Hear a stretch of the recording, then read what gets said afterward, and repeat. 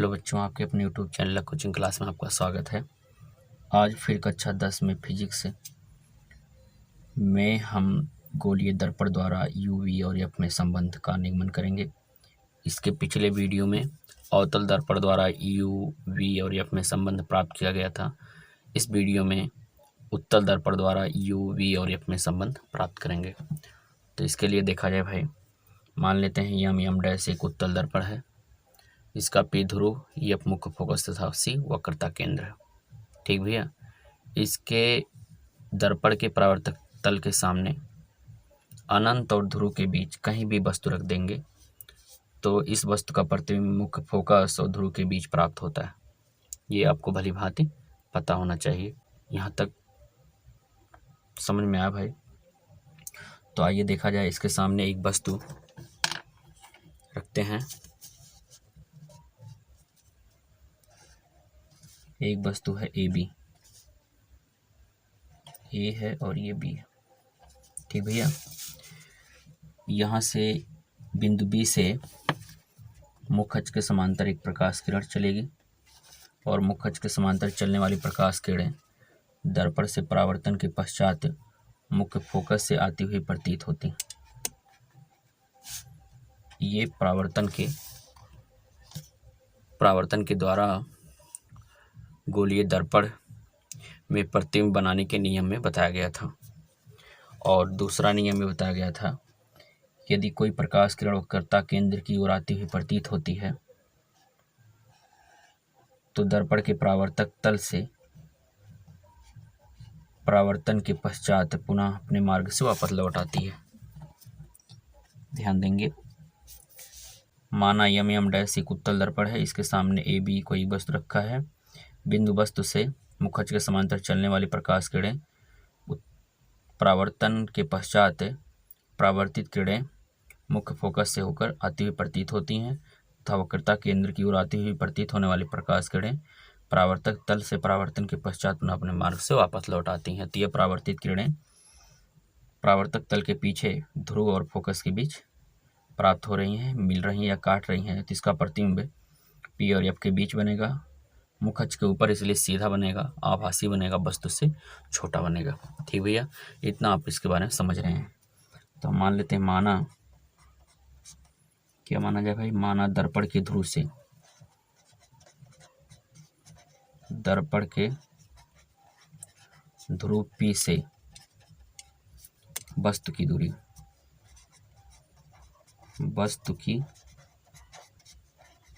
दूरी PA बराबर minus U, क्योंकि परावर्तक तल के बाईं तरफ की दूरी निगेटिव में रखी जाती है। प्रतिबिंब की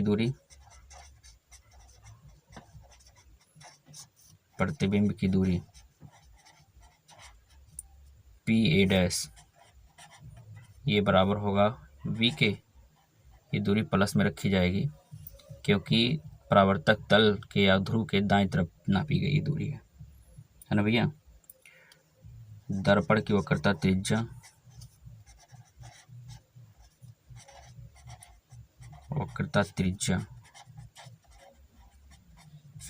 अर्थात PC बराबर स्मॉल r इकाई, क्योंकि ये ध्रुव के दाईं तरफ दूरी नापी जाएगी, और दर्पण की फोकस दूरी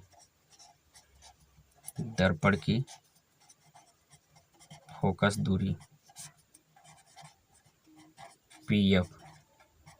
उत्तल दर्पण की फोकस दूरी धनात्मक में होती है, इसलिए प्लस में लिखेंगे। कन्फर्म हुआ? इतना कोई दिक्कत नहीं है। इसके बाद यहाँ से मान लेते हैं बिंदु D है। D से मुख्य अक्ष पर DN लंब खींच देते हैं। ध्यान देंगे, मुख्य अक्ष पर DN परपेंडिकुलर यानी लंबवत रेखा खींचा गया। अब यहाँ पर हम ऐसे दो त्रिभुज का चुनाव करेंगे जो कह सकते हो समकोणिक हो, अर्थात या कह सकते हो समरूप हो। मतलब ऐसे दो त्रिभुज जिसका कोई एक कोण बराबर था, एक कोण 90 अंश का हो। तो एक त्रिभुज देखेंगे ABC। देखिए बड़ा वाला त्रिभुज ABC में कोण A 90 अंश का है और एक डैश B डैश C में कोण A डैश 90 अंश का है। इसके अलावा कोण सी दोनों में उभयनिष्ठ है। तो ये दोनों त्रिभुज क्या होंगे? समरूप। चूंकि त्रिभुज ABC व त्रिभुज A'BC समरूप हैं और समरूप त्रिभुज की भुजाएं क्या होती? समानुपाती होती हैं, अर्थात AB बटे A', B' बराबर AC या CA लिख सकते हो, AC बटे A', समीकरण नंबर 1 मान लेते हैं। कन्फर्म हुआ? इसी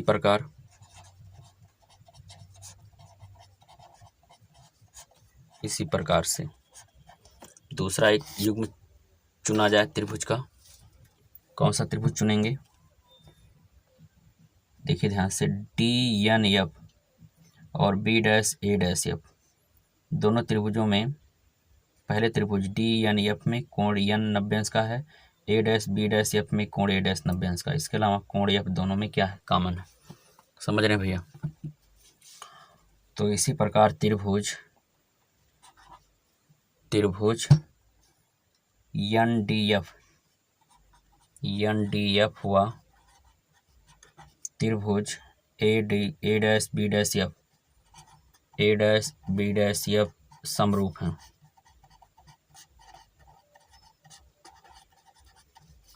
समरूप हैं। इसलिए समरूप त्रिभुज की भुजाएं समानुपाती हैं, इसलिए हम लिख सकते हैं ND या DN लिख सकते हो भाई, ND लिख दो, ND बटे A', अर्थात लंब की बटे में लिख दें और आधार की बटे में NC क्या लिख सकते हैं? NC या CN, जो भी लिखना चाहो भाई। क्या लिखेंगे भैया? सॉरी गलती हो गई, NF ये त्रिभुज लिया गया ना भैया, NDF में ये त्रिभुज लिया गया भाई, तो ये भुजा लिया जाएगा NF बटे A', ठीक भैया। चूंकि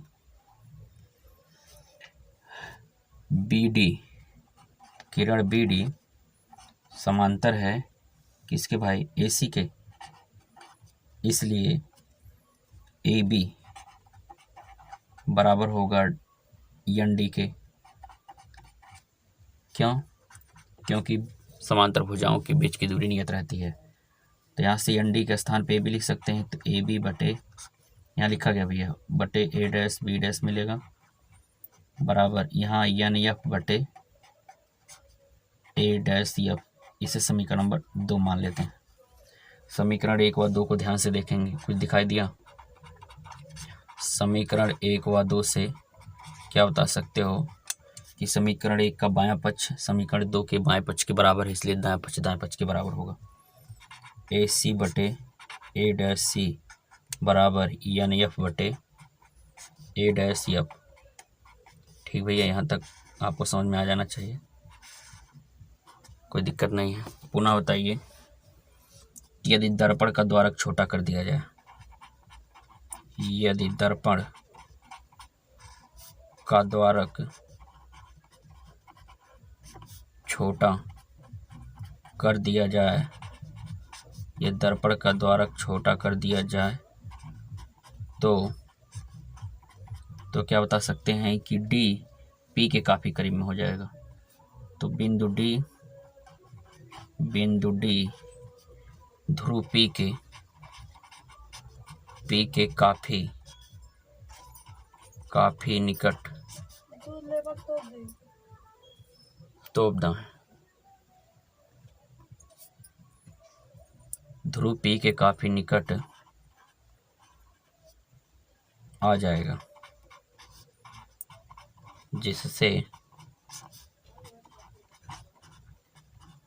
जिससे क्या बता सकते हो, जो NF की दूरी है लगभग PF दूरी के बराबर। जब यह D P के काफ़ी करीब में आ जाएगा तो N भी तो P के करीब में आ जाएगा, इसलिए जो NF की दूरी है वो PF के क्या हो जाएगा? बराबर, जिससे NF की दूरी लगभग में पी एफ दूरी के क्या हो जाएगा बराबर, ये पूरा पूरा नहीं होगा भाई, लगभग में होगा।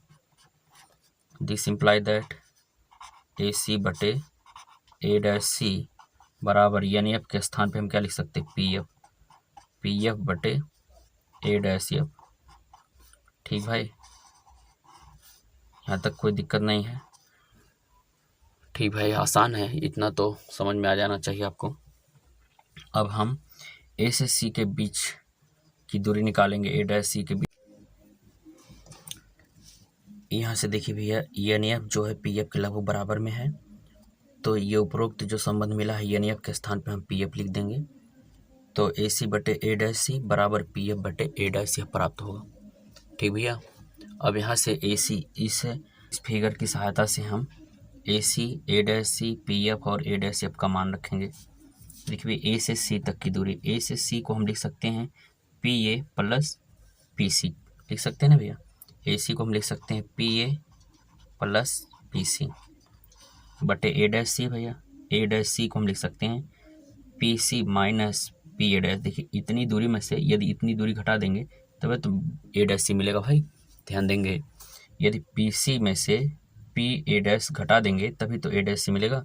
तो यहाँ ए डैश सी के स्थान पे हम लिख सकते हैं P C minus P A dash, इतना लिखा जा सकता है बराबर पी से एफ तक की दूरी मालूम है, हमें निकालना ए डैश एफ के बीच की दूरी।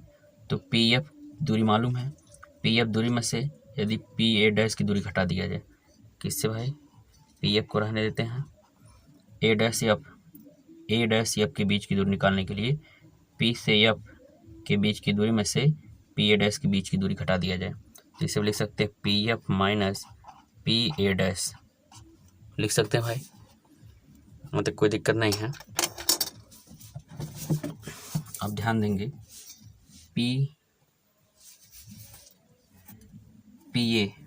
ए बराबर कितना मिला माइनस यू, तो माइनस यू लिखेंगे। पी सी की दूरी क्या मिला है आर, और ये प्लस आर है तो इसलिए हम लिखेंगे प्लस आर। ठीक भैया, बटे पी से सी तक की दूरी पी सी बराबर small r minus P A dash है, पी ए डैश के बीच की दूरी वी है इसलिए हम लिखेंगे वी बराबर पी से एफ तक की दूरी स्मॉल एफ है, स्मॉल एफ लिखा जाए, कोई दिक्कत है भाई। आगे लिखा जाए पी एफ माइनस पी ए बराबर स्मॉल एफ है और माइनस पी ए डैश है, तो पी ए डैश का मान वी है, ये वी लिखा गया। ठीक भैया, ध्यान देंगे चूँकि वक्रता त्रिज्या फोकस दूरी के 2 गुने के बराबर होती है, इसलिए हम लिख सकते हैं माइनस यू प्लस 2f बटे 2f माइनस वी बराबर स्मॉल एफ बटे एफ माइनस वी। ठीक भैया, अब क्या किया जाए, अब यहाँ से हम दोनों पक्षों में तिर्यक गुणा करा देते हैं, इसका गुणा इसके साथ, तो माइनस यू प्लस 2f गुणे एफ माइनस वी बराबर एफ गुणे 2f माइनस वी। ठीक भाई, अब गुणा कराते हैं, माइनस यू का गुणा एफ में minus you f, minus u का गुणा माइनस वी में minus minus plus you v, 2f का गुणा एफ में 2f स्क्वायर और 2f का गुणा माइनस वी में माइनस 2f वी। ठीक भैया, बराबर एफ का गुणा 2f में तो 2f स्क्वायर मिलेगा, एफ का गुणा माइनस वी में minus F v, 2f square दोनों पक्षों में कैंसिल, यहाँ बचा है minus U F plus you v minus 2f v बराबर माइनस एफ वी। ठीक भाई, एफ वी दोनों पक्ष में है तो हम माइनस को बाएं पक्ष से दाएं पक्ष में ले जाएं, minus U F plus you V बराबर plus 2u V minus F V, F V में से एफ 2f वी में से एफ वी घटाएंगे तो यहाँ एफ वी बचेगा और यहाँ पे minus U F plus you v. ठीक भाई, ये संबंध जो प्राप्त हुआ है यहाँ तक आपको समझ में आ जाना चाहिए। ठीक, अब यहाँ से क्या करें, दोनों पक्षों में